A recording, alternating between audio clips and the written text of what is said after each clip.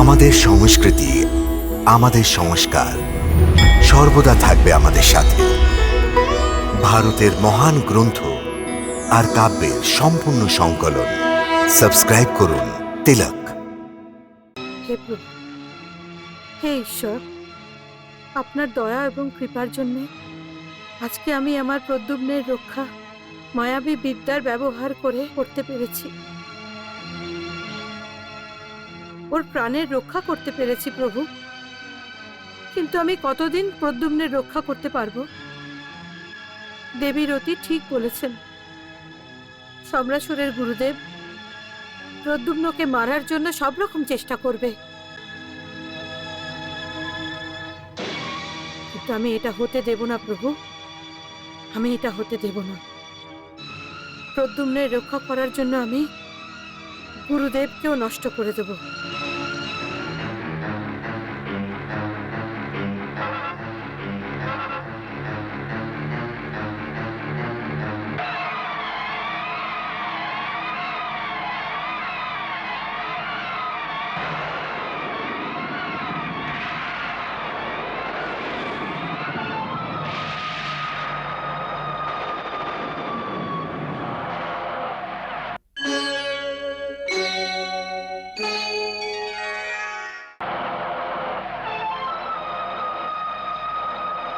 মায়াবী সম্রাসুর, যাও, গিয়ে গুরুদেবের জন্য তার কালে পরিণত হও।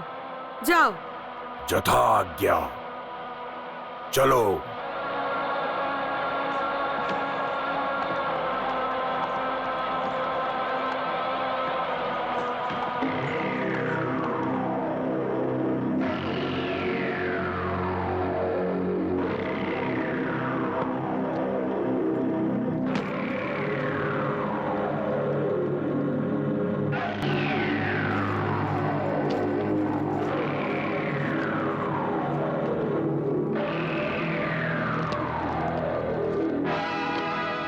প্রণাম গুরুদেব।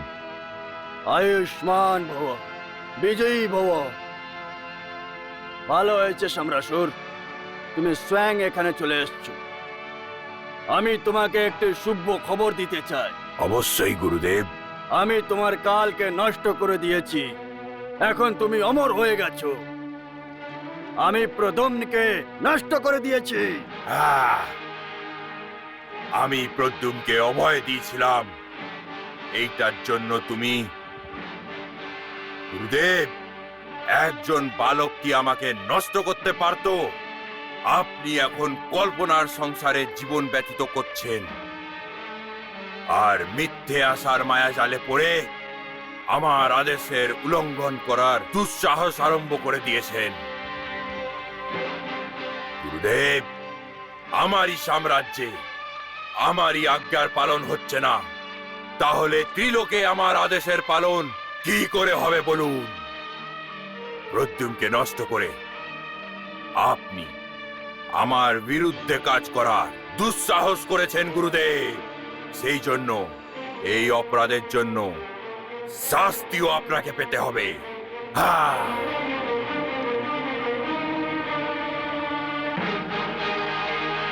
আমি তোমার গুরু দৈত্যরাজ, আমি সব সময় এবং সর্বদ্য তোমার ভালো চাই, কিন্তু তুমি এত উন্মত্ত হয়ে গেছো যে নিজেরই গুরুর অপমান করছো আর শাস্ত্র দিতে চাইছো।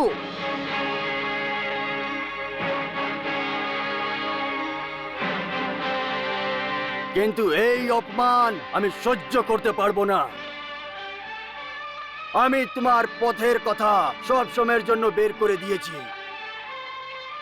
এখন তুমি অবশ্যই ত্রিলোকপতি হতে পারবে, এটাই আমার আশীর্বাদ। আমার দায়িত্ব সম্পূর্ণ হয়ে গেছে, এখন তোমার আমাকে কোনো প্রয়োজন নেই।